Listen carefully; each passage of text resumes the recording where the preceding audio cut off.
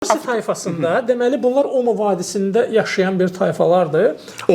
Omo vadisində, Efiopiyada yaşayırlar və çox aqressiv bir tayfadır. Nəsə biz oraya getdik və tayfalara baxsan ki, gözəllik məsələn nisbidir bunlarla. Qadınlar başını keçər qırxırlar, dodaqlarını uşaqlıqdan deşirlər və yavaş-yavaş böyük diametrli halqalar, lövhələr qoyulur. Dodaq böyüyür, 50 mm diametrində orada xanımlar var. Deyir ki, bu xanım, başı keçəl, dodağı çox böyük olan xanım bizim tayfanın ən gözəl xanımıdır və buna bir başlıq parası, məsələn, başqalarına 5 öküzdürsə, buna bir 20 öküzdür, 30 öküzdür. Öküz verirlər orada başlıq. Orada pul yoxdur da, başlıq bu cürdür. Pul işlətmirlər ümumiyyətlə. Yox, bunların öz əskinası yoxdur. Efiyopiyanın pulu, bir də görürsən ki, burada belindən nəsə bir şeylər belə çıxardır, ora gələn turistlər nəsə verir. Müəyyən bir vaxtdan bir 500 kilometrli Addis Abebaya gedirlər, orada nəsə alırlar. Belə bir bədəvi həyat tərzi ilə yaşayırlar. Yığıcılıqdır, bir də ovçuluqdur. Nə qədər əhalisi var idi oranın? Bir kiçik kəndlər şəklində yaşayırlar. Birində məsələn 50 nəfər, 30 nəfər, 40 nəfər bu cür yaşayırlar. Bir 3000, 5000 məsələn. Bəlkə də çox olar. Biz getdiyimiz kənddə artıq bir 100 nəfərdir. Aha, buyur mənə. O ümumbəşəri ağıl və əxlaq kodeksi haqqında mən bunlardan soruşdum ki, bunlar yalan danışmağa necə baxırlar? Məsələn, bir insan səni aldatsa,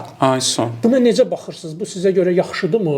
Dedi ki, yox, o çox pisdir. Bəzi hallarda cəzalandırarıq. Adam dünyadan xəbərsizdir. Harda yerləşir, mən hardan gəlmişəm, xəbər yoxdur. Sonra dedim ki, başqasının əlində olan bir məhsul, mülkiyyətçilik düşüncəsi bilmək istəyir bunlarda var yoxsa götürsə, oğurluq eləsə, ona necə baxırsınız? Deyir ki, onu cəzalandırır və cəzaları sadalayır. Bu cür mən əxlaqi mövzuları başlayıram bunlara verməyə və görürəm ki, eyni bizim gəldiyimiz qənaətlər bunlar da elə o cür baxırlar. Deməli, hüquqdan xəbəri olmayan, ömründə bir dənə o əxlaqi fəlsəfi kitabları oxumayan bu tayfa, bunlar da heç vaxt məktəbə getməyən. Məktəbə getməyib. Bunlar sırf o anadan gəlmə bunlar doğulublar da, o cürdə qalıblar. Beyinlərində heç bir informasiya yoxdur. Adam yalanı da pis bilir. Gözəl.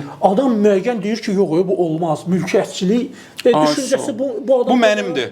Bu mənimdir. Bu mənimdir. Kimsə toxunsun. Bu cəzalanacaq. Bu şeylər bunlarda hardan gəlir? Təsir var, nə bir şey. Bunun içindən gəlir də. Bəli. Bu fundamental düşüncələrdir.